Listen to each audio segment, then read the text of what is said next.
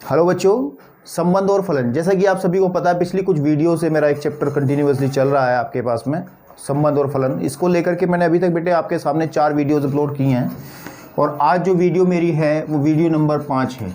आज की पढ़ाई करने से पहले बेटा एक काम ज़रूर करते हैं। जो ये रेड सा लिखा हुआ सब्सक्राइब है ना, इसको बेटा टच कर दो तो ये ब्लैक हो जाएगा, तो चैनल आपका सब्सक्राइब हो जाएगा ताकि आपको आगे की वीडियोस आसानी से मिल जाएं।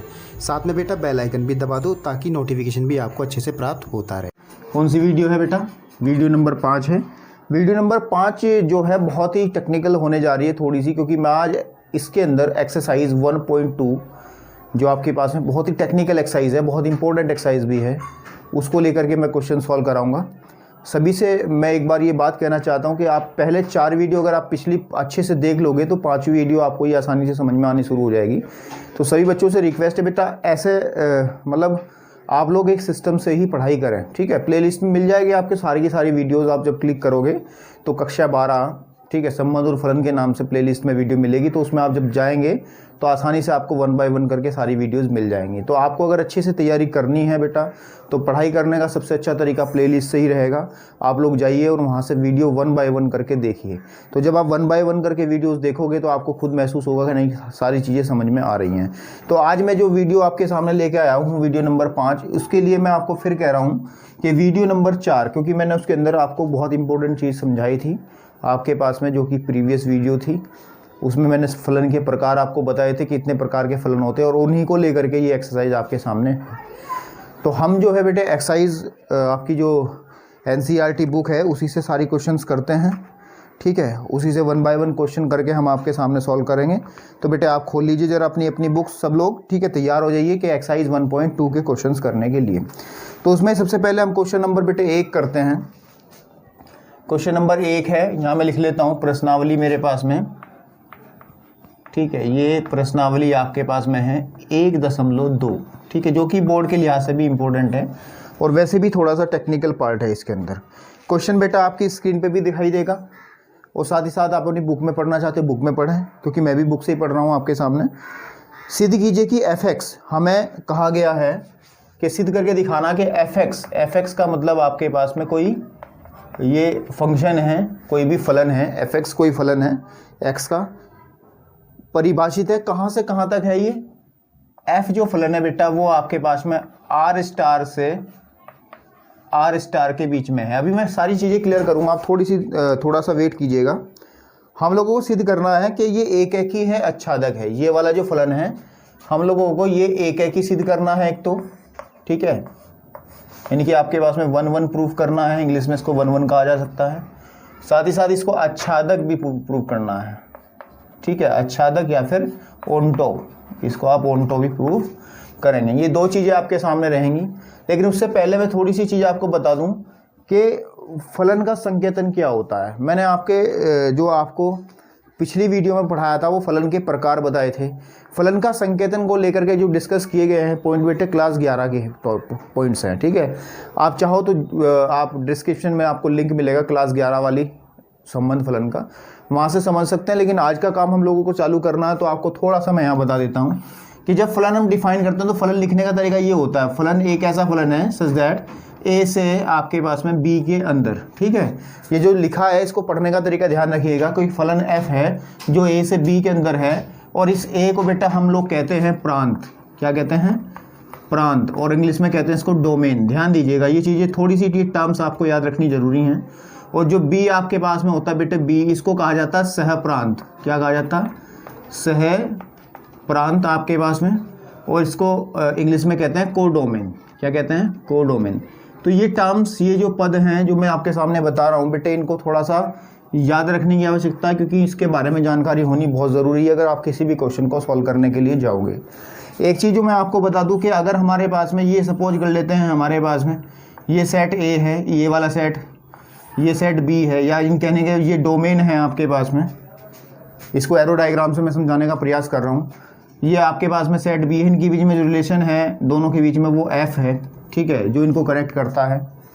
तो ये वाला डोमेन, ये कोडोमेन रहेगा आपके पास में। तो याद रखें कि अगर इस तरफ हम एक्स एलिमेंट लेकर के चलते हैं, ठीक है, तो फलन एक्स एफ के सापेक्ष रेस्पेक्ट में ये एलिमेंट हमें मिलेगा एफ एक्स। क्या मिलेगा? F x. ठीक है, समझ में आ रही बात। ये जो fx है, ये जो fx है, ये वाला, ये आपका कोडोमेन का अवयव बनेगा, ठीक है। और इस वाले को हम लोग हमेशा y बोल देते हैं, यानी कि हम क्या लेके चलते हैं, y is equal to fx, यानी कि कुछ हम कहते हैं ना बेटा कि इसमें x अवयव है, ये देखिए जब y क्या होगा, y जो होगा x का इमेज होगा या x का प्रतिबिंब होगा। मैंने कल भी समझाई थी बात, प्रतिबिंब क्या चीज़ होती है। प्रतिबिंब जैसे कि हमारे पास में 2 सेट है, मैं कह रहा 1 2 3, यहाँ पे आपके पास में a b और c है। a का संबंध है a से, 2 का संबंध है b से, इसका संबंध है c से। तो हम ये कहते हैं कि आपके पास में अगर ये रिलेशन आपके पास में f है तो बेटे f1 जो बनेगा, यानी कि 1 का f के अंडर में जो प्रतिबिंब बनेगा वो a बनेगा, f2 जो होगा वो b बनेगा, f3 जो है वो आपके पास में c बनेगा। तो यानी कि इसको कहते हैं प्रतिबिंब। क्या कहते हैं? प्रतिबिंब, या फिर अंग्रेजी में इसको इमेज कहा जाता है, ठीक है नहीं। तो ये चीज़ें मुझे बतानी इसलिए आवश्यक थी कि क्योंकि सवालों के अंदर इसकी आवश्यकता बहुत ढंग से पड़ेगी और बहुत अच्छे से आप लोग इसको यूज़ भी करेंगे, ठीक है। तो ये चीज़ ध्यान देने वाली बात है कि ये डोमेन, ये कोडोमेन और y is equal to fx जो अवयव होगा वो हमेशा कोडोमेन का अवयव होगा, ठीक है। अब कुछ छोटी छोटी चीज़ें जो मैं आपको बताऊंगा बेटा वो नोट करते रहना, क्योंकि सवाल को लिखने का ही तरीका इसमें होता है आपके पास में। जो मैं छोटी छोटी चीज़ें आपको बताऊंगा उसको नोट करते चलना। तो हम लोगों को क्या दिखाना है, इन्होंने कहा है कि आपके पास में ये सिद्ध करना है कि फंक्शन जो है आपके पास में fx is equal to 1/x जो r स्टार से r स्टार के अंदर है, ठीक है नहीं। एक है कि आच्छादक हम लोगों को दिखाना है बेटा। इसके अंदर एक शब्द आया है r स्टार जो है वो सभी ऋणोत्तर वास्तविक संख्याओं का समुच्चय है। मतलब ऋणोत्तर का मतलब ये है कि नॉन जीरो, क्योंकि मैं आपको एक बात बता दूं कि जो r होता है, r मतलब जो आपके पास में रियल नंबर का सेट होता है, यानी कि वास्तविक संख्याओं का समुच्चय जो होता है, ठीक है नहीं, ये बहुत ही वाइड होता है। यानी कहने की बात ये है कि ये सबसे खतरनाक सेट है। इसके अंदर आपके पास में दुनिया की सभी संख्याएं आ जाती हैं, केवल किनको छोड़ करके, जो काल्पनिक संख्याएं हैं। काल्पनिक संख्याओं के बारे में हम बाद में पढ़ेंगे, लेकिन ध्यान रखिएगा कि वास्तविक संख्याओं में आपके परिमेय संख्या प्लस अपरिमेय संख्या, और आपको पता ही है कि परिमेय संख्याएं जो होती हैं उनके अंदर भी सारी संख्याएं वास्तविक संख्याएं, उनके अंदर आपके पास में सभी पूर्णांक भी आ जाते हैं, इंटीजर्स, आपके नेचुरल नंबर्स, होल नंबर्स आपके पास में, तो सभी को समाहित करके रखती है। तो ये जो रियल नंबर का जो सेट होता है ये बहुत बड़ा सेट होता है। लेकिन यहाँ पे आर स्टार कहा गया, आर स्टार का मतलब है नॉन जीरो, ऋणोत्तर का मतलब होता है नॉन जीरो, मतलब इसके अंदर हमें जीरो लेकर के नहीं चलनी, क्योंकि जीरो एक वास्तविक संख्या है वैसे तो, लेकिन हम जीरो को सेट के अंदर लेके नहीं चलेंगे। इसका कारण है, इसका कारण ये है बेटा कि अगर हम x का मान जीरो लेकर के चलेंगे तो ये 1/0 जो कि एक अपरिभाषित फॉर्म बन जाएगी, जिसको हम परिभाषित नहीं कर सकते। किसी भी संख्या को जीरो से भाग देना आपके पास में ये संभव नहीं है, इसको हम अपरिभाषित कहते हैं। तो जो सेट हमें दिया गया है आर स्टार, वो हमारे पास में ऋणोत्तर कहा गया है। इसका मतलब आपके पास में नॉन जीरो कहा गया है, इसके अंदर जीरो नहीं होगा, ठीक है। अब हम लोग फटाफट इसको प्रूव करने जाते हैं कि ये 1/1 होगा या आच्छादक होगा, ठीक है। तो इसको प्रूव करने का तरीका मैं आपको बता दूं, ठीक है। सबसे पहले आप लोग जब एग्जाम में लिखेंगे तो हेडिंग डालेंगे बेटा, सबसे पहले हेडिंग डाल लेंगे आप 1/1, हम इसको प्रूव करने जाएंगे। और 1/1 प्रूव करने के लिए एक ये पॉइंट, छोटी छोटी बातें मैं आपको बता रहा हूँ, ध्यान रखिएगा जरा, कि जब भी आप 1/1 प्रूव करेंगे, ठीक है, 1/1 प्रूव करने के लिए, क्योंकि इस सेट के अंदर आपके पास में जो प्रांत है वो आर स्टार है और जो सह प्रांत है वो भी आर स्टार है, यानी कि डोमेन और कोडोमेन दोनों ही समान हैं। तो हम लोग जब भी अवयव लेके चलते हैं x1 और x2 दो अवयव हम लेकर के चलते हैं आर स्टार से, और ये आर स्टार है कौन सा, ये आर स्टार आप लिख लीजिएगा, ये प्रांत का है। प्रांत या इंग्लिश में आप डोमेन भी लिख सकते हैं, बिल्कुल ठीक है, इंग्लिश में इसको आप डोमेन भी लिख लें तो भी अच्छा है, क्योंकि इस अंग्रेजी में भी थोड़ा ध्यान रहे कि हमारे पास में x1 x2 हम डोमेन से लेके चलते हैं, और ये लेकर के चलते हैं कि f(x1) बराबर f(x2) आपके पास में, यानी कि हम ये कहेंगे कि x1 और x2, क्योंकि हम अगर बात करें इधर की तरफ, अगर मैं x1 लेके चलूँ, इधर की तरफ मैं x2 लेके चलूँ, और यहाँ पे मैं f(x1) मिलेगा क्योंकि इसके सापेक्ष, ठीक है, और इसके सापेक्ष हमें f(x2) मिलेगा, ठीक है। ये डोमेन के अंदर थे, ये कोडोमेन के अंदर। तो अगर हम ये बात करके चलें कि ये दोनों अवयव समान हैं, बस मेरी ध्यान से सुनिएगा, अगर मैं कहूँ कि दोनों अवयव यानी कि दोनों के ये जो दोनों चीज़ें हैं वो बराबर हैं, ये किस केस में बराबर होंगी, अगर ये एक एक ही होगा। थोड़ा ध्यान दीजिए, क्योंकि क्वेश्चन को फिल करना भी जरूरी है कि हम जो लिख रहे हैं क्या वो वास्तव में सही है, इसका भी आपको पता होना चाहिए। कि अगर ये दोनों बराबर होंगे तो डेफिनेट सी बात है ये दोनों बराबर होंगी, या ऐसा नहीं होगा आपके पास में कि x1 और x2 दोनों अलग अलग चीज़ें हों और ये दोनों किसी एक पे मैप कर जाएं, यानी कि x1 पर आपके पास में, क्योंकि ये फिर आपके पास में एक ही ना बन करके ये बहु एक बन जाएगा। तो अगर हम इन दोनों को बराबर लेके चलते हैं तो ये भी आपको बराबर सिद्ध करनी होगी। तो आप जो परिभाषा दी गई है, आपको फलन की जो परिभाषा दी गई है उससे आप आसानी से इसको प्रूव कर सकते हो, ज़्यादा बड़ी बात नहीं है। तो आप लोग देखिएगा, फटाफट 2 मिनट की बात है, क्या कीजिएगा हमेशा कि इसका मतलब होगा 1/x1 = 1/x2, या फिर क्रॉस मल्टीप्लाई जब हम करेंगे तो बेटे x1 = x2 आपके पास में आ जाएगा। यानी कहने की बात, अगर हम 2 अवयव लेकर के चले डोमेन के, तो हमने उनकी इमेज को अगर बराबर लेके चला तो अवयव भी बराबर है। तो ये लिख सकते हैं, यहाँ पे लिखेंगे आप, अतः है हमारे पास में जो f है r स्टार से r स्टार के अंदर, ठीक है नहीं, r स्टार से r स्टार के अंदर आपके पास में क्या है, ये एकेकी है। क्या है ये? एकेकी, या फिर इंग्लिश में इसको कहेंगे 1-1, ठीक है, 1-1 है, ठीक है। इतना हमारा आधा पार्ट ये हमने प्रूव कर दिया है। एक बात में विशेष ध्यान दीजिएगा, क्योंकि मोस्टली क्वेश्चंस के अंदर जब भी एकेकी आपको दिखाना होगा, 1-1 जब भी आप दिखाएंगे तो यही तरीका यूज करेंगे। कोई रेयर केस होगा जिसके अंदर फलन की 2 परिभाषाएं, 1 से अधिक परिभाषा दी गई होंगी, क्योंकि फलन की परिभाषा यहाँ केवल 1 है। तो अगर केवल 1 परिभाषा दी गई है और 1-1 प्रूव करना, तो ये इनफ है आपके पास में। ये जो आप काम कर रहे हो तो यही करना होगा, ठीक है। अगर 1 से ज़्यादा परिभाषा होगी, जो कि आगे क्वेश्चंस में आपको कराऊंगा उसके अंदर देखने को मिलेगी, तो आपको थोड़ा सा काम एक्स्ट्रा करना होगा। नहीं तो मोस्टली सभी क्वेश्चन के अंदर यही आपको एक ही प्रूव करने का मेथड देना है, ठीक है। अब बेटा हम लोग बात करते हैं इसकी दूसरी चीज़ की, आच्छादक आपको प्रूव करना है। छोटी छोटी चीज़ें हैं बेटे, उनको ध्यान रखना बहुत जरूरी है। आच्छादक का मतलब ऑन्टो आपको प्रूव करना रहेगा, ठीक है। अब इस चीज़ को भी आपको लिखना आना चाहिए, ठीक है। लेकिन लिखने आने से पहले मैं आपको एक बात बता दूं बहुत अच्छे से, कि अगर इसको प्रूव करना चाहते हो तो थोड़ा सा क्वेश्चन को जो है आपको भी देख लेना ज़रूरी है, क्या जो हम काम कर रहे हैं वो सही भी है या नहीं। अगर आपके दिमाग में ये चीज़ बेटा क्लियर हो गई कि हाँ यार ये ऑन्टो है, ऑन्टो यानी कि ये आच्छादक है। आच्छादक की डेफिनेशन आपको मैंने बताई थी पहले भी। आच्छादक का मतलब ये होता है, मैं फिर बता देता हूँ, कि इधर वाले जितने भी अवयव होंगे आपके पास में, यानी कि को डोमेन के जितने भी अवयव होंगे वो सारे ऑक्यूपाइड होंगे। यानी कहने की बात है वो सारे के सारे किसी न किसी अवयव की इमेज होंगे, यानी वो किसी न किसी डोमेन के प्रांत के किसी भी अवयव की इमेज होंगे। ऐसा कोई भी अवयव इस कोडोमेन के अंदर नहीं बचेगा बेटा कि जो किसी की इमेज ना हो या जो किसी से संबंधित ना हो। तो हम लोगों को ऑन्टो प्रूव करने के लिए थोड़ा सा अपने अंदर सोच लेना जरूरी है कि क्या हम ये ऑन्टो है या नहीं है। अब बड़े आसान तरीके से मैं इसको बता रहा हूँ, थोड़ा एग्जांपल से बात करूँगा क्योंकि समझाने के लिए ज़रूरी है। तो यहाँ पे देख लीजिएगा। अब क्योंकि हमारे पास जो आर स्टार दिया है इन्होंने, थोड़ा सा मैं आपके साथ बात कर रहा हूँ। आर स्टार ये है, आर स्टार ये रहा, ये भी आर स्टार है आपके पास में, ये भी बेटे आर स्टार है। इसके बीच में फंक्शन हमने एफ डिफाइन किया है। अब हम लोगों को ये देखना है क्या इधर के जितने भी अवयव हैं, ठीक है, मान के चल लीजिए आप, सिंपल सी बात है, जीरो तो उसमें नहीं है, जीरो तो उसमें नहीं है, जीरो का केस हो गया खत्म आपके पास में। मैं सपोज कर लेता हूँ, मैंने लिया -4 -2 -1 सॉरी -3 आएगा, फिर -2 फिर -1, जीरो तो नहीं है, 1 2 3 4 ऐसे आएंगे। लेकिन मैंने ये जरूर, आप लिखोगे सर ये तो इंटीजर्स हैं। अरे इंटीजर्स भी आपके पास में रियल नंबर ही होते हैं, वास्तविक संख्याएं होती हैं। वास्तविक संख्याओं की खास बात क्या होती है बेटे, अगर हम इनकी बात करें, जैसे हमने 1 और 2 के बीच में भी असंख्य इनफाइनाइट नंबर्स होंगे, ठीक है, क्योंकि आपको नंबर लाइन में सिखाया गया होगा कि अगर हमारे पास में 1 है 2 है तो इसके बीच में भी आपके पास में असंख्य बिंदु होंगे। तो इसका डायग्राम बनाना हम लोग कुछ स्पेशल नंबर लेकर के ही बना सकते हैं, कि सारे के सारे आप रियल नंबर या वास्तविक संख्याओं को इस डायग्राम में दिखा नहीं सकते। मैं सिर्फ आपके मन की बात, आपको आत्मसंतुष्टि के लिए बेटे मैं वो डायग्राम बना के दिखा रहा हूँ।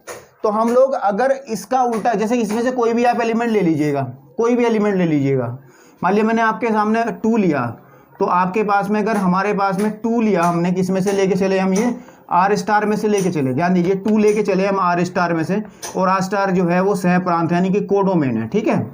क्या इसकी कोरस्पॉन्डिंग इधर कोई अवयव मिल पाएगा या नहीं मिल पाएगा, सोचिए जरा। आप लोग इस डेफिनेशन को यूज कर सकते हो कि fx = हमारे पास में 1/x, या फिर आप इसे y कह सकते हो, y = 1/x। अगर यहाँ पे 2 लिखें तो x = 1/2, यानी कि आपके पास में इधर की तरफ एक अवयव मिलेगा 1/2। क्या 1/2 क्या है हमारे पास में, वास्तविक संख्या है। बिल्कुल वास्तविक संख्या है बेटा, ये 1/2 हमेशा वास्तविक संख्या रहेगी। इसी तरीके से आप इसको लेकर के चलेंगे तो इसके कॉरेस्पॉन्डिंग हमें 1/3 पीछे मिलेगा, तो वो भी एक वास्तविक संख्या रहेगी। यानी कहने की बात यह है कि इसमें जितने भी अवयव आपके सामने आएंगे, मैं जो आपको कहना चाह रहा हूं उसको ध्यान दीजिएगा, जितने भी अवयव आपके पास में है कोडोमेन के आएंगे, अगर उसका मैं पीछे की तरफ कनेक्शन देखूं तो 100% आपको जो है अवयव मिलेगा। ठीक है, हमेशा अवयव मिलेगा। तो इसका मतलब इधर की तरफ कोई भी अवयव ऐसा नहीं रहेगा जो आपको ऐसा लगे कि वो किसी का प्रतिबिंब या किसी की इमेज नहीं है। तो सीधी सी बात है, हम लोगों ने माइंड में तो ये क्लियर कर लिया है कि हाँ यार ये ऑन2 है, बट हाउ टू, हम इसको लिखेंगे कैसे, लिखने का तरीका भी थोड़ा सा जान लीजिए। क्या लिखा जाएगा, हम लोग कभी भी एक ही प्रूव करते हैं, ये बात भी अवश्य ध्यान रखें। एक ही प्रूव करने के लिए हम डोमेन के अवयव लेके चलते हैं प्रांत के, लेकिन जब भी हम आपके सामने जब भी लेकर के चलते हैं आच्छादक, जब भी प्रूव करना हो तो अवयव बेटे लेके चलते हैं हम, वही अवयव लेकर के चले हम आर स्टार का ही लेके चले, क्योंकि आर स्टार ये वाला आर स्टार नहीं, ये वाला, यानी कि आपके पास में कोडोमेन वाला। ठीक है, आपके पास में तो हम आर स्टार लेके चले। और कैसे लेकर के चलेंगे आर स्टार को, आपके सामने हम लेके चलते हैं कि जो एफ एक्स है बेटे वो वाई के बराबर है। हम इस तरीके से लेके चले कि एफ एक्स जो है हमारा वाई के बराबर आपके पास में है। तो अगर हम एक बात करें इसमें कि F X is equal to, F X की वैल्यू अगर हम सब्स्टिट्यूट करें 1/x is equal to Y, 1/x is equal to Y, या अगर यहाँ से हम थोड़ा सा क्लियर ले लें कि x इजिकल टू आ जाएगा 1/y, ठीक है, और इसकी अंडर एफ इमेज ले लें, अंडर एफ इमेज ले लें, ठीक है, 1/y, ये लिखने का तरीका रहेगा। तो ये फलन कहता क्या है, फलन ये कहता है कि जो मेरे पेट में आता है ना, ये x आया तो उसका उल्टा वो कर देता है। तो इस बार x के पेट में क्या है, 1/y है, तो आप इसको लिखा जाएगा 1/y का जब उल्टा करेंगे तो बेटे y ही आएगा, चाहे देख लीजिएगा आप। यानी कहने की बात हम लेके चले थे y आर स्टार से, और हम ये देखना चाहते हैं क्या इसके कोरस्पोंडिंग पीछे हमें कोई अवयव मिल पाएगा डोमेन के अंदर, और वो बिल्कुल स्पष्ट दिखाई दे रहा है कि x हाँ ऐसा अवयव है जो y से संबंधित है, जिसका इमेज y है। तो हम इतना लिखने के बाद बेटा हम इजीली ये कह सकते हैं कि ये जो फलन है, ये जो दिया गया फंक्शन है बेटे, ये ऑन2 होगा। और एक बात और, आप लोगों को थोड़ा कन्फ्यूजन इसमें रहा होगा, तो मैं बताऊं आपको, अगर कभी भी ऑन2 सिद्ध करना है, ठीक है, बात को ध्यान दीजिएगा, कभी भी ऑन2 सिद्ध करना है तो आपको ये चीज़ फॉलो करनी पड़ेगी, ये जो मैंने किया है काम यही आपको करना होगा। लेकिन अगर कभी आपको ऑन2 प्रूफ नहीं करना है, आच्छादक प्रूफ नहीं करना है, अंतक्षेपी या फिर इनटू प्रूव करना है, वैसे इनटू अब नाम नहीं देते, हम सिर्फ यही कहते हैं आच्छादक है या फिर आच्छादक नहीं है। अगर आपको ये प्रूव करना है आच्छादक नहीं है तो आपको फिर एग्जाम्पल से काम चल जाएगा, आपको सिर्फ एक उदाहरण दे के दिखाना पड़ेगा। फिर वही बात कि कोई एक फॉल्ट हम इसमें ढूंढ लेंगे, इधर से कोई एक फॉल्ट हम ऐसा ढूंढ लेंगे कि जो इस कंडीशन को वेरीफाई नहीं करेगा आपके पास में। मैं समझता हूँ कि आपके सामने ये चीज़ जो मैंने समझाई है कि जो फंक्शन है एफ एक्स, इस केस में जब वो रियल नंबर से रियल नंबर के अंदर हो, नॉन जीरो रियल नंबर से रियल नंबर के अंदर हो, तो तब हम कह सकते हैं बेटा ये एक 1-1 ऑन2 फंक्शन है। क्या है ये, आपके पास 1-1 ऑन2 फंक्शन है। अब इसके बाद एक चीज़ और इन्होंने कही है, ये कि यदि आर स्टार को एन से बदल दें, मतलब कहने की बात है, मैं थोड़ा इसको रफ कर दे रहा हूँ, ठीक है, फंक्शन थोड़ा सा अलग बता दिया उन्होंने इस बार, कोई दिक्कत वाली बात नहीं है, बहुत इजीली हम बात करेंगे, ठीक है। तो इन्होंने कहा है कि अगर मैं इस आर स्टार को, आर स्टार कौन सा, प्रांत वाला आर स्टार, इस आर स्टार को बेटे मैं एन कह दूँ, एन होता है नेचुरल नंबर का सेट, एन क्या होता है आपके पास में, नेचुरल नंबर का सेट होता है। कह रहा है कि अगर आर स्टार को एन से बदल दिया जाए जबकि सह प्रांत यही रहे, मतलब ये आर स्टार ये जो का तू ही रहे आपके पास में, ठीक है, तो भी क्या यह परिणाम सत्य होगा, क्या जो रिजल्ट है, क्या ये फंक्शन आपके पास में 1-1 एक ही आपके पास में और आच्छादक रहेगा, ये हम लोगों को चेक करना है। क्या ये फिर भी 1-1 ऑन2 रहेगा, तो इसको चेक करना है। तो इसको भी चेक करने का बड़ा आसान तरीका, वही तरीका लगाएंगे। सबसे पहली बात हम इसमें एक ही चेक करेंगे। क्या चेक करेंगे, एक ही चेक करने के लिए फिर हम बात करते हैं कि x1 और x2 आपके पास में दो एलिमेंट लेकर के चलेंगे हम, इस बार किस में से, n में से लेके चलेंगे। किस में से लेके चलेंगे, n में से लेकर के चलेंगे, बिल्कुल ठीक बात है।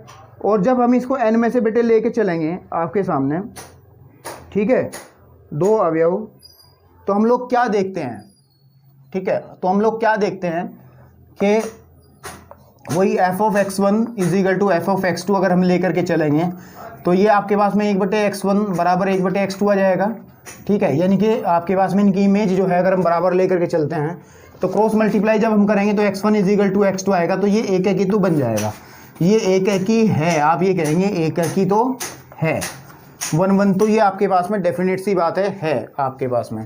बट जब हम आच्छादक की बात करेंगे इसमें, तब देखते हैं क्या कंडीशन बनेगी। आच्छादक यानी कि आपके पास में ऑन्टो प्रूव करेंगे जब इसको, है ना। ऑन्टो प्रूव करने के लिए फिर वही चीज़ रहेगी कि हम लोगों को देखना होगा, ठीक है, हम लोगों को देखना होगा इस बार थोड़ा सा और इसको सोच लें। मैं इधर से रफ कर लेता हूँ, क्लियर हो जाएगी पूरी चीज़ें बेटा आपके साथ में, ठीक है। मैंने कहा इस बार क्या कहा गया है कि हमारे पास में जो सेट है इधर वाला बेटा नेचुरल नंबर्स का, इधर आर स्टार है, आर स्टार मतलब सभी वास्तविक संख्याएं जीरो को छोड़ने के बाद, ठीक है। इसके बीच में रिलेशन हम एफ लेकर के चल रहे हैं, हमारे पास जस्ट क्लियर है ये चीज़ें। नेचुरल नंबर्स क्या होते हैं, सिंपल सी बात है, 1 2 3 4 5 6 7 ये प्राकृतिक संख्याएं होती हैं।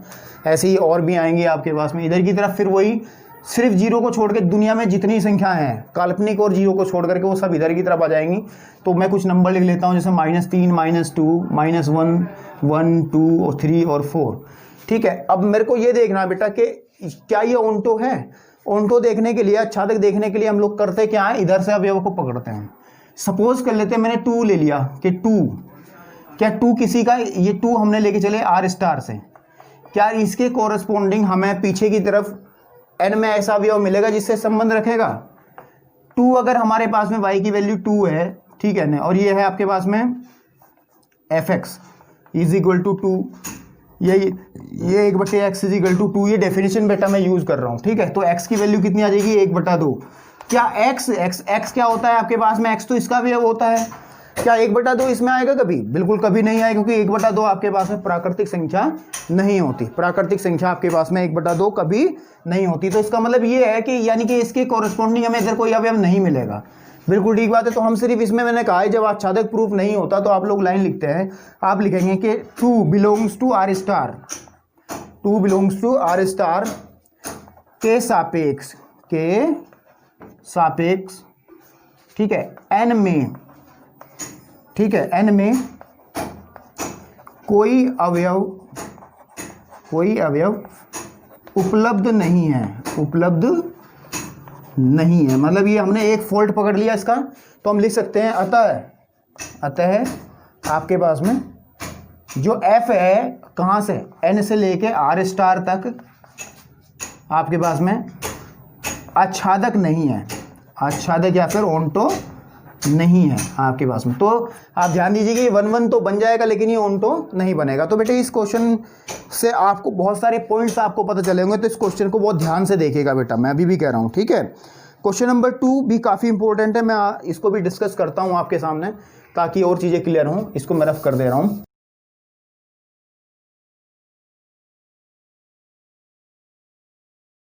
नंबर 2 जो एक्सरसाइज के अंदर दिया गया है, इसमें कहा है हमारे पास में, इसके अंदर 5 पार्ट दिए हैं, देखिएगा आप स्क्रीन पे भी आपको दिख रहा है थोड़ी देर के लिए। तो आपके पास में कहा गया है कि फलन जो दिया गया है, इसका फर्स्ट पार्ट के बारे में डिस्कस मैं आप लोगों के सामने कर रहा हूँ कि fx एक फंक्शन है which is equal to x square, जो x स्क्वायर के बराबर है। प्रदत्त किस तरीके से है, ये कहाँ से कहाँ तक डिफाइंड है कि f एक फंक्शन है नेचुरल नंबर से नेचुरल नंबर के अंदर, यानी कि प्राकृतिक संख्याओं से प्राकृतिक संख्याओं के अंदर ये फलन है।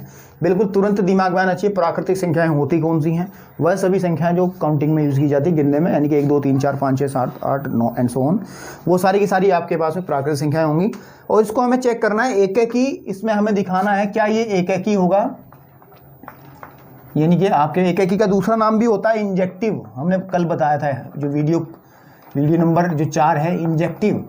और आच्छादक प्रूव करना है हम लोगों को, आच्छादक, ठीक है, इसको सर्जेक्टिव, ये चीज़ें भी ध्यान रखनी है, हम लोगों को देखना है, जांच करनी है कि कौन सा इनमें आच्छादक होगा। 5 क्वेश्चन है, 5 में से पहला मैं कर रहा हूँ, ठीक है। तो चलिए हम लोगों को सबसे पहले ये चेक करना है एक एक ही रहेगा या नहीं रहेगा। हेडिंग डाल लीजिए सबसे पहले एक एक ही, ठीक है, एक एक ही रहेगा, एक एक ही है ना, एक एक ही, यानी कि आपके पास में इंग्लिश में वन भी कह सकते हैं इसको, या फिर इसको इंजेक्टिव भी कह सकते हैं।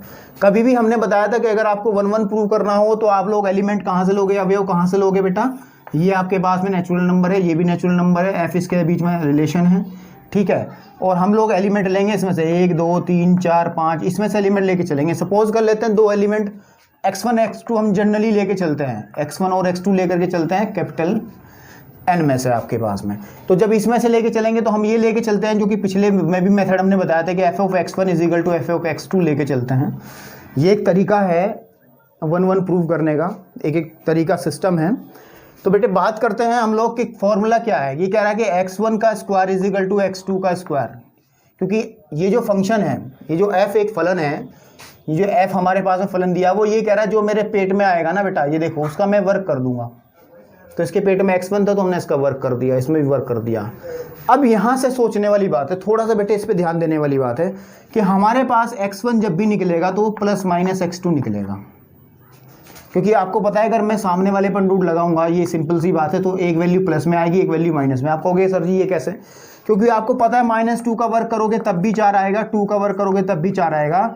ये दोनों अलग अलग होने के बावजूद भी इनकी वैल्यूज बेटे सेम रहती है। तो इसी कारण से हम लोग क्या करते हैं, इसको प्लस माइनस लेके चलते हैं। तो अब यहाँ पे सोचने वाली बात है, यहीं पे थोड़ा सोचेंगे कि क्या ये 1-1 बन पाएगा या नहीं बन पाएगा, क्या ये एक एक या बाइजेक्ट इंजेक्टिव रहेगा या नहीं रहेगा। तो बिल्कुल, क्योंकि आपके पास में सेट जो है वो नेचुरल नंबर का है, नेचुरल नंबर में कभी भी नेगेटिव नंबर नहीं आते, तो आप नेगेटिव साइन को छोड़कर खाली x1 is equal to x2 ले सकते हो प्लस वाली क्वांटिटी।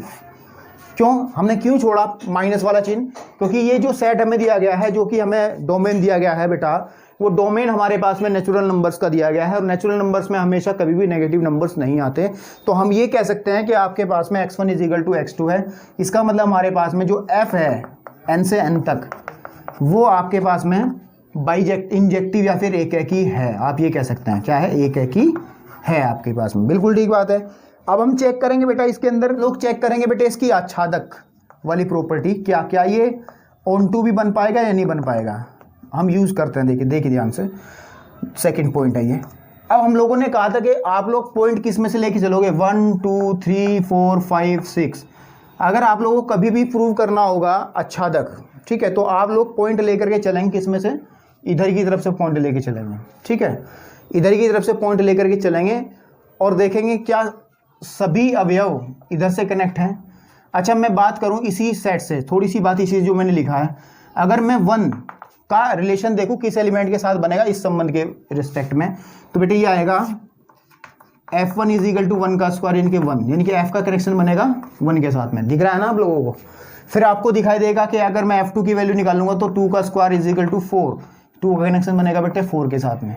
फिर मैं f3 की बेटे वैल्यू निकालूंगा तो आपके पास में 3 का स्क्वायर इज इक्वल टू 9, तो 9 को नीचे की तरफ यहाँ पे आएगा कहीं ना कहीं। ठीक है, क्योंकि सेट हमने पूरा नहीं लिख पा सकते इसके अंदर। ठीक है, तो हम लोग एक चीज़ देख रहे हैं इसके अंदर कि हमारे पास ये 2, ये 3, ये ऐसे अवयव बचे, इधर की तरफ 5 या इधर की तरफ आपके पास में 6, ऐसे अवयव बचे जो इधर किसी से कनेक्ट नहीं है। ये बात सिंपल सी बात है। नेचुरल नंबर्स के अंदर कभी भी अगर आप बात करो कि क्या 2 किसी का वर्ग होता है, क्या किसी संख्या का वर्ग 2 होता है, क्या किसी संख्या का वर्ग 3 होता है क्या, क्योंकि हम नेचुरल नंबर की बात कर रहे हैं। ठीक है, कभी नहीं हो सकता। इसका मतलब हमारे पास में इधर की तरफ अवयव ऐसे बचे हैं 2 और 3 और ऐसे ही बहुत सारे अवयव बचेंगे जो कि डोमेन के किसी अवयव से संबंधित नहीं है, या किसी अवयव की इमेज नहीं है, या किसी अवयव का प्रतिबिंब नहीं है। अतः हम लोग कहेंगे, एक लाइन लिखनी होगी कि 2 बिलोंग्स टू n। n कौन सा, आपके पास में सह प्रांत वाला, सह प्रांत, या इंग्लिश में आप लोग कह सकते हैं कोडोमेन वाला, है ना, सह प्रांत वाला।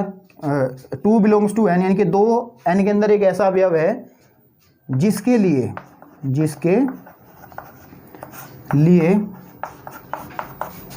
डोमेन यानी कि प्रांत में कोई अवयव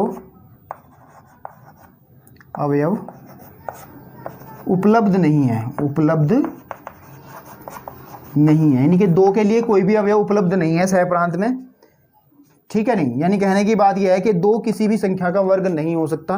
तो आप ये कहेंगे कि इसका मतलब ये लाइन आपने जो लिखी है, इस लाइन को और भी बहुत अलग अलग तरीके से लोग लिखते हैं, अपने अपनी लैंग्वेज है सब लोगों की। ऐसे भी लिख सकते थे कि हमारे पास में कोडोमेन के अंदर 2 अवयव ऐसा है जो डोमेन के किसी भी अवयव का प्रतिबिंब नहीं है। तो लिख सकते हो यहाँ पे कि 2 बिलोंग्स टू n, ये दूसरी लैंग्वेज लिख रहा हूँ, उसका ये भी लिख सकते हो आप।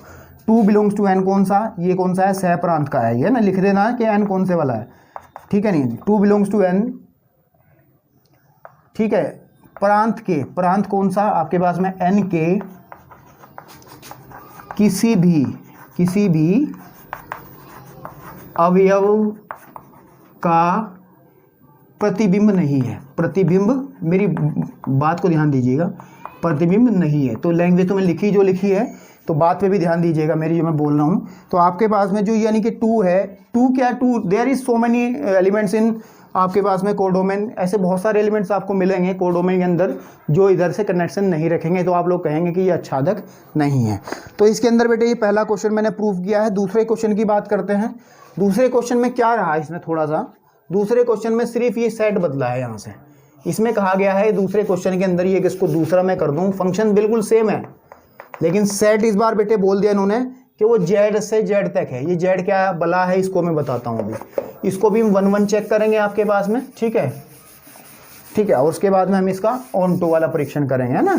तो ज़रा देखिएगा 2 मिनट के अंदर, अभी इसको रफ ज़रा कर लीजिए थोड़ा सा, चलिए ठीक है। तो हम लोग सबसे पहले इसको ऑन टू वाला, ये सबसे पहले जेड जान लीजिए क्या है। जेड आपके पास में पूर्णांकों का समुच्चय होता है, यानी कहने की बात यह है जो जेड लिया जाएगा दोनों तरफ जेड होगा। ये डोमेन है आपके पास में, कोडोमेन है। जैसे मैं कुछ नंबर्स लिख लेता हूँ, जैसे -4 -3 -2 -1 0 1 2 3 4 आपके पास में। ऐसे इधर की तरफ नंबर कुछ लिख लेता हूँ, 4 -3 -2 -1 0 1 2 3 4। ऐसे इसमें बहुत सारे नंबर्स होंगे। हमने सिर्फ कुछ खास नहीं, कुछ नंबर्स लिख लिए जिससे हम ये डिसाइड कर पाएँ कि ये हमारा क्वेश्चन किस तरफ जाएगा, ठीक है। तो क्वेश्चन नंबर हमारे पास सबसे पहले इसका 1 1 चेक करना होगा हम लोगों को। 1 1 चेक करने के लिए फिर हम x1 एंड x2 दो एलिमेंट्स उठा कर चलेंगे z में से। और z कौन सा है, ये z आपके पास में प्रांत है, यानी कि प्रांत मतलब डोमेन है आपके पास में, ठीक है। तो हम लोग क्या करते हैं, x1 = x2, सॉरी हम लोग fx1 = fx2 लेके चलते हैं, जो मैंने कि पिछले 2 क्वेश्चन के अंदर डिस्कशन किया है। इसकी परिभाषा जब लगाएंगे तो यह जाएगा x1 का स्क्वायर = x2 का स्क्वायर बेटा, हमेशा बिल्कुल ठीक बात है। अब यहाँ से आपको वही कलाकारी होनी है कि x1 आ जाएगा ± x2 के, ठीक है। अब ये नेचुरल नंबर का सेट है, किसका सेट है बेटा, सॉरी ये पूर्णांकों का सेट है। पूर्णांकों में आपने देखा होगा, क्योंकि फलन जो है वर्ग वाला है, कि अगर हम बेटे -1 का वर्ग करते हैं तो 1 आता है, और 1 का वर्ग करते हैं बेटा तो भी 1 आता है। यानी कि आपके पास में इन दोनों अवयवों का -1 का भी इमेज 1 बनेगा और 1 का इमेज भी 1 बनेगा। तो क्या ये 1 1 है? 1 1 के बारे में जानकारी पूरी दी गई थी बेटे प्रीवियस वीडियो के अंदर, कितने प्रकार के फलन होते हैं, उसी के इससे हमने कहा कि ये 1 1 नहीं है, ये बहु एक है, मैनी 1 है। ये कौन सा है आपके पास में, मैनी 1। तो कहने की बात ये है कि आपके पास में एक अवयव की एक इमेज नहीं बन रही, अलग अलग बन रही है। तो आप इसमें भी देख सकते हैं कि x की व x1 जो है वो एग्जैक्टली x2 के बराबर नहीं है। x1 एक बार तो x2 के +x2 के बराबर होगा, और x1 एक बार -x2 के बराबर होगा। तो ये 2 कंडीशन डिफरेंट बन रही है, तो हम लिखेंगे बेटा ये आपके पास में 1 1 नहीं है। अतः आपके पास में f जो x z से z तक है आपके पास में एक नहीं है, एक नहीं है। मैं समझता हूँ आपको समझ में आ रही हूँ चीज़ें। और क्वेश्चन को बेटे फील जरूर कराएं। फील का मतलब है कि आपको खुद को पता होना चाहिए कि हम लोग कर क्या रहे हैं। अगर आपको ये पता रहेगा कि हम लोग कर क्या रहे हैं, आपको ये पता नहीं कि क्या ये 1 1 है या नहीं, आप लोग लिखना के प्रयास करोगे तो दिक्कत और होगी आप लोगों को, ठीक है। अब लोग चेक करें आच्छादकता की। आच्छादक में हम लोग क्या करते थे कि एक एलिमेंट लेकर के चलते थे, y किस में से लेके चलते थे हम, आपके पास में z, ये z है आपके पास में सहप्रांत, ठीक है, सहप्रांत। अब आप लोग देखिएगा जरा, इसको भी हम थोड़ा सा सोच करके करेंगे, ठीक है। कैसे करेंगे, हमारे पास फंक्शन है x², यानी कि आपके पास में कि अगर हम कोई भी अवयव लेके चलते हैं डोमेन का, इधर वाले जैसे मैं f ऑफ -4 की वैल्यू निकालूं तो बेटा -4 का स्क्वायर = 16, है ना। तो कहने की बात यह है कि हमेशा जो रिजल्ट निकलता है वो पॉजिटिव निकलता है। आप देख लीजिए जितनी भी संख्याएं होती हैं उन सभी का वर्ग क्या होता है आपके पास में, जितनी भी संख्याएं होती हैं उन सभी का वर्ग आपके पास में प्लस में आता है। क्या किसी संख्या का, क्या किसी वास्तविक या किसी भी पूर्णांक का वर्ग नेगेटिव हो सकता हो? कभी भी नहीं हो सकता। तो कहने की बात यह है कि हमारे पास भी इधर वाले अवयव तो कनेक्ट हो सकते हैं कुछ अवयव, लेकिन इधर वाले क्या -4 किसी का वर्ग बनेगा या नहीं बनेगा? आप सोच लीजिए जरा। आपके पास में हम z से z की बात कर रहे हैं, तो क्या सोच लीजिए -4 -3 -2 -1 क्या ये किसी का वर्ग बन पाएगा? नहीं बन पाएगा। तो आप लिखेंगे -4 से ले लो बिलोंग्स टू z। z कौन सा? सहप्रांत वाला, ठीक है। नहीं प्रांत के, यानी कि प्रांत मतलब आपके पास में डोमेन के है ना, प्रांत के किसी भी अवयव का प्रतिबिंब मतलब इमेज, प्रतिबिंब नहीं है। अतः एफ आपके पास में, एफ जो है आच्छादक यानी कि ओंटो आच्छादक नहीं है। तो मैं समझता हूँ बेटे ये क्वेश्चन आपको अच्छे से समझ में आया होगा। ठीक है, अब इसका थर्ड पार्ट है हमारे पास में। कौन सा पार्ट है बेटा?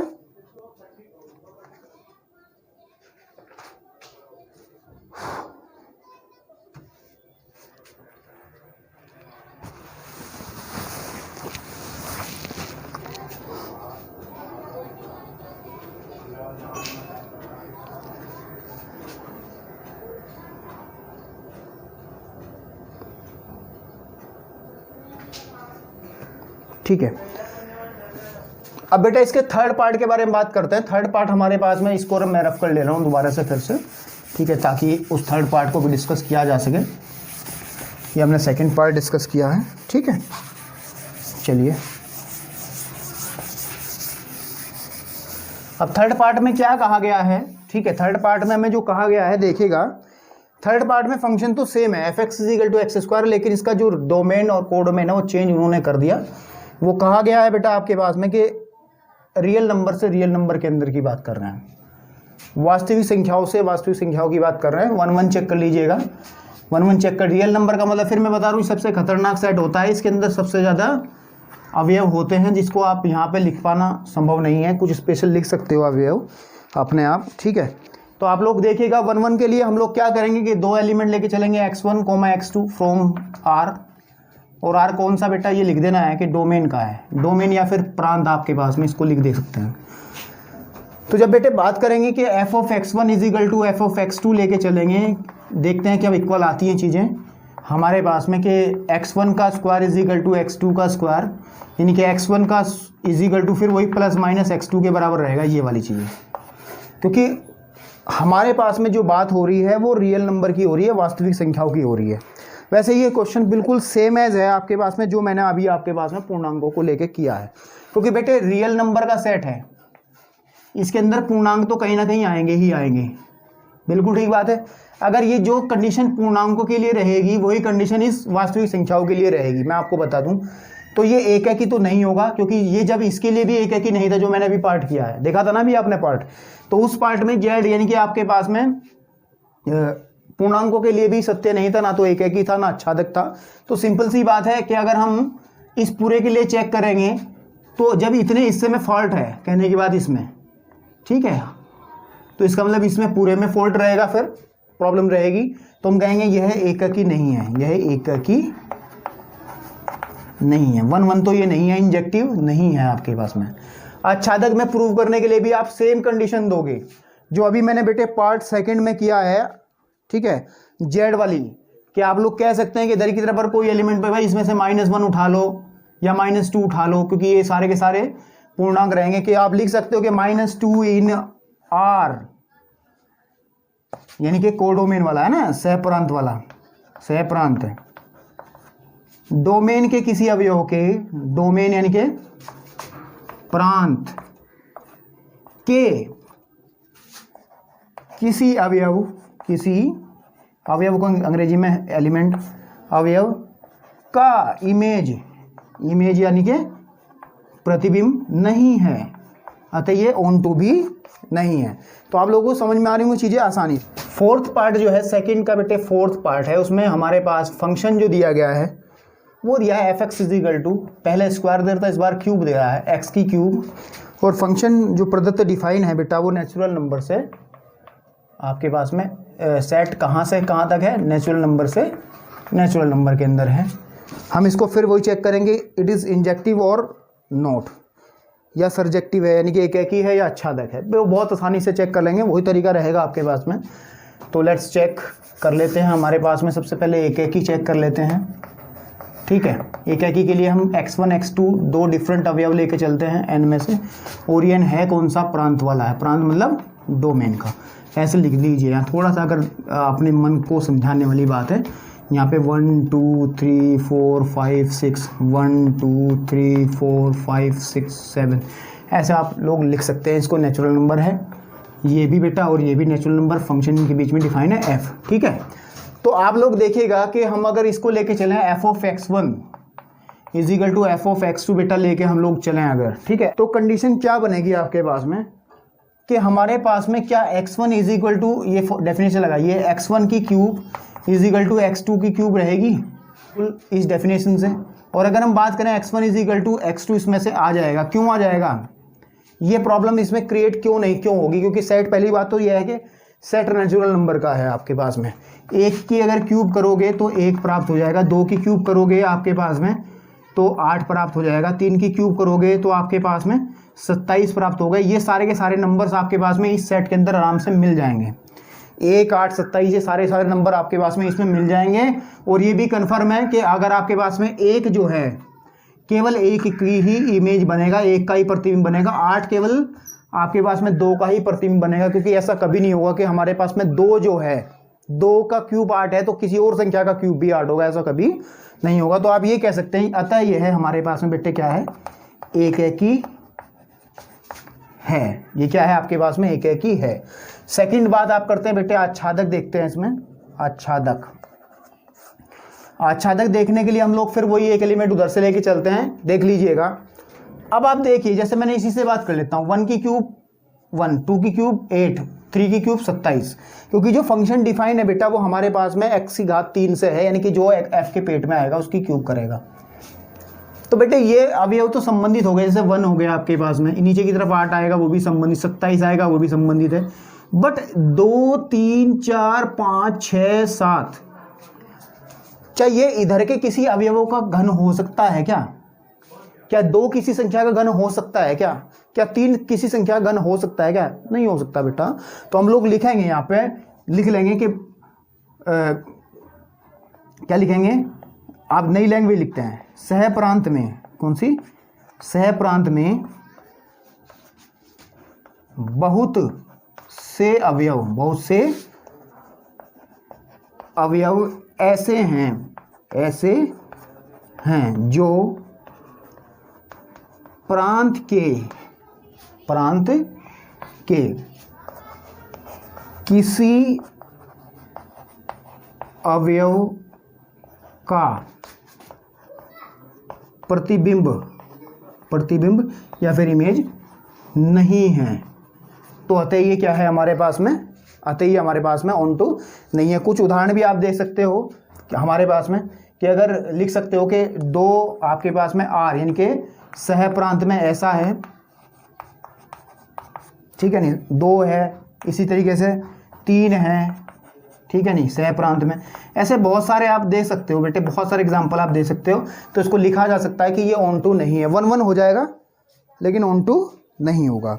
तो बेटे ये क्वेश्चन आपके सामने 2 के 5 क्वेश्चन थे, 4 मैंने आपके सामने हल किए हैं बेटे, लास्ट बचा है, ठीक है, वो आप अपने आप ट्राई करें, आपका होमवर्क है। आप लोग देखिएगा थोड़ा सा दिमाग लगा करके, जैसे मैंने अभी डिस्कशन ये पॉइंट्स किए हैं, छोटी छोटी बातें आपको बताई हैं, उस तरीके से ये ईजी है, आप लोग आसानी से कर सकते हैं, ठीक है। आप क्वेश्चन नंबर करते हैं 3 इसके अंदर, जो एक्सरसाइज का आपके पास में तीसरा क्वेश्चन है, फ्रेश तीसरा क्वेश्चन। तीसरे क्वेश्चन की में जो कहा है कि फंक्शन सिद्ध कीजिए कि फंक्शन है हमारे पास में f(x) = आपके पास में ये इस तरीके का ब्रैकेट लगा है। इसका मतलब मैं समझाता हूँ अभी क्या है। प्रदत्त द्वारा महत्तम पूर्णांक, ये महत्तम पूर्णांक ठीक ग्रेटेस्ट इंटीजर का फंक्शन होता है आपके पास में। मतलब क्या होता है इसका कि कभी अगर ऐसा आ जाए इसके अंदर 1.2 आया तो इसकी वैल्यू 1 होगी। जैसे मैंने कहा कि 1 मान लिया आपके पास में 2.5 आया तो इसकी वैल्यू 2 होगी, यानी कि जो इंटीजर आपके पास में है वो उसकी वैल्यू बनाएगा। ध्यान दीजिए, ग्रेटेस्ट इंटीजर, ठीक है। तो चलिए बात करते हैं इसकी। कहा गया है सेट आपके पास में जो फलन है वो रियल नंबर से रियल नंबर के अंदर है, वास्तविक संख्याओं से वास्तविक संख्याओं के बीच में है। मैं फिर कह रहा हूँ आप लोगों को बेटे कि समुच्चयों के बारे में जानकारी जरूर होनी चाहिए कि वास्तविक संख्याएं, प्राकृतिक संख्याएं, पूर्णांक, ये सब क्या होती हैं, इनको जान लेना जरूरी है बहुत अच्छे से, तभी आप इन क्वेश्चंस को कर पाओगे। तो उन्होंने कहा है कि न तो एक ही है न आच्छादक है, तो हम लोग को दिखाना है ये न तो एक ही रहेगा न आच्छादक रहेगा।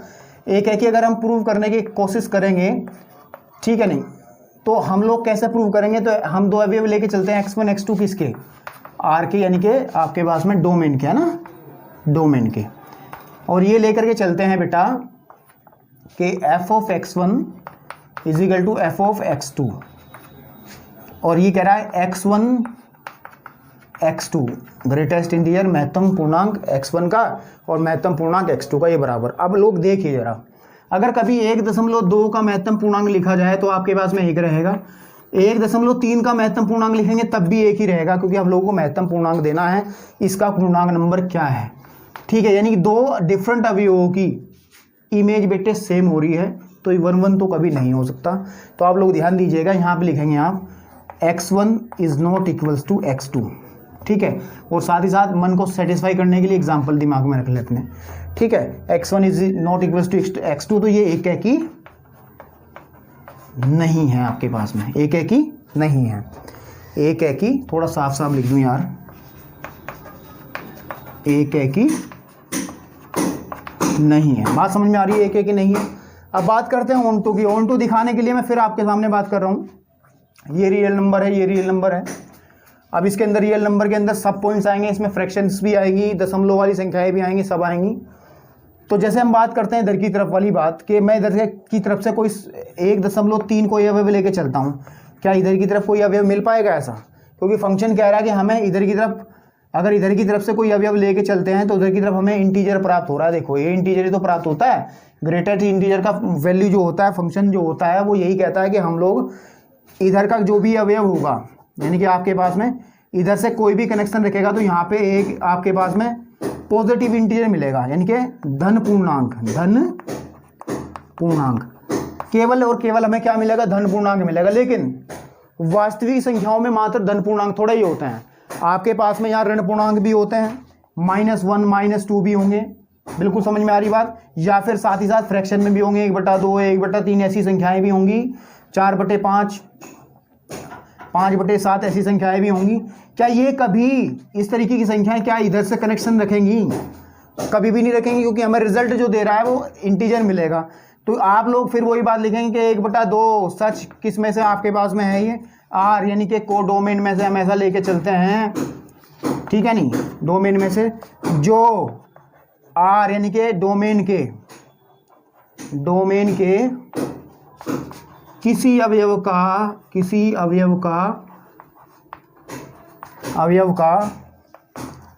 प्रतिबिंब नहीं है, अतः ये क्या है? ऑन टू भी नहीं बनेगा। तो आप इसको लिख सकते हो अच्छे से लैंग्वेज बना करके। हमारे पास में तो ये हमें 1 ऑन टू आपको प्रूफ करना था, जो कि आपके सामने प्रूफ नहीं हो पाया। ये क्वेश्चन नंबर बेटा 3 है। ठीक है, आज बेटे हम इस एक्सरसाइज के अंदर क्वेश्चन नंबर 3 तक डिस्कस किया है, ठीक है नहीं। एक क्वेश्चन और करा देते हैं ताकि इसके आधे क्वेश्चन हो जाए। आधे क्वेश्चन हम फिर जो है नेक्स्ट वीडियो में लेकर के आएंगे, क्योंकि वीडियो बहुत लंबा होता जा रहा है, आप लोगों को भी देखने में थोड़ी दिक्कत होती होगी। क्वेश्चन नंबर हम बात करते हैं 4 की, उसके बाद वीडियो को ख़त्म करते हैं बेटा। क्वेश्चन नंबर 4 में कहा गया है कि f(x) एक फंक्शन है जो कि मोड ऑफ x, ये निरपेक्ष मान, एब्सोल्यूट वैल्यू। इसका मतलब आपको पता है, छोटी क्लास में पढ़ा था कि अगर -3 हो मोड के अंदर तो उसकी वैल्यू 3 आती है, यानी कि -4 हो तो उसकी वैल्यू 4 आती है, 7 हो प्लस का तो 7 ही आती है। यानी कहने की बात यह है कि 2 डंडे से लगाने से चीज़ जो है पॉजिटिव बन जाती है। इन्होंने कहा मापांक फलन है, ये क्या है? मॉडुलस फंक्शन है, मापांक फलन है। और कहाँ से कहाँ तक का है आपके पास में? ये R से R तक का है। आप लोग ध्यान दीजिएगा, किताब में क्वेश्चन को पढ़ के ही करें। ये ना तो एक एक ही होगा ना अच्छादक होगा। 2 मिनट की बात है, एक एक ही होगा या अच्छादक होगा, 2 मिनट में बात करते हैं। कि सबसे पहले एक एक ही चेक कर लेते हैं बेटा। क्या चेक कर लेते हैं? एक एक ही। 2 अवयव लेके चलेंगे, x1 x2, किस में से? R में से। R कौन सा रहेगा? प्रांत वाला, यानी कि आपके पास में डोमेन वाला। कभी मैं हिंदी लिखता हूँ, कभी अंग्रेजी लिखता हूँ, तो बेटे मेरी बात पे ध्यान रखिएगा। तो x1 x2 2 लेकर के चले तो f of x1 is equal to f of x2, ठीक है, यानी कि mod of x1 is equal to mod of x2। अब मैं आपको बता दूं, ये वर्ग वाला चक्कर है आपके पास में। अगर मोड को हटाओगे तो आप ये लिखा जाएगा वर्ग वाला। या ध्यान दीजिए कि -1 का मोड भी 1 होता है, 1 का मोड भी 1 होता है। मॉडुलस अगर हम लें, मापांक अगर हम लें, तो यानी कहने की बात है कि डिफरेंट वैल्यूज़ हैं तो उनका सेम वैल्यू आ रहा है, यानी कि आपके पास में इधर के 2 वैल्यूज़ का मैप जो है एक ही पे बन रहा है। तो ये एक ही तो कभी नहीं बनेगा। तो यहाँ से लिखेंगे आप x1 is not equals to x2, तो ये आपके पास में एक ही नहीं है, एक ही नहीं है आपके पास में।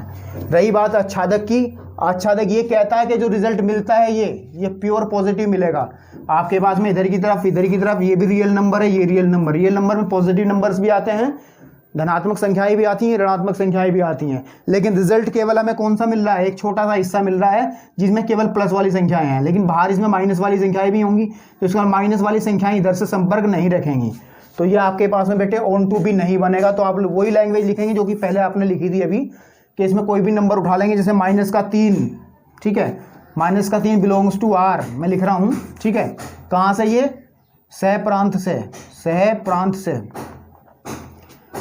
ठीक है, नहीं, प्रांत के किसी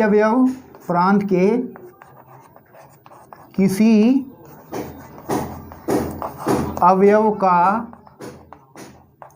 प्रतिबिंब नहीं है, तो मतलब ये ऑन टू भी नहीं है, यानी कि आच्छादक भी ये नहीं है। आप लोगों को मैं समझता हूँ आज की जो वीडियो है बेटा बड़ी टेक्निकल वीडियो थी, बहुत इंपॉर्टेंट वीडियो थी, बहुत छोटे छोटे पॉइंट्स बताए गए हैं, बहुत ध्यान से देखिएगा इसको, क्योंकि ये क्लास 12 तक ही आपके माइंड में आपके लिए काम नहीं करेगा। ये ज़िंदगी भर आप जब मैथमेटिक्स पढ़ोगे, कहीं जाओगे, बीटेक करोगे या कोई भी हायर एजुकेशन में जाओगे बेटे, ये चीज़ें आपको बहुत काम आने वाली हैं। तो बेटे अगर आज का वीडियो आपको बहुत अच्छा लगा हो तो बेटे लाइक कर दीजिए और चैनल को सब्सक्राइब कर दीजिए, शेयर कर दीजिए, ताकि और लोगों को भी इन बातों का पता चले। समाज सेवा भी जरूरी है। आज के लिए इतना ही बेटा, धन्यवाद।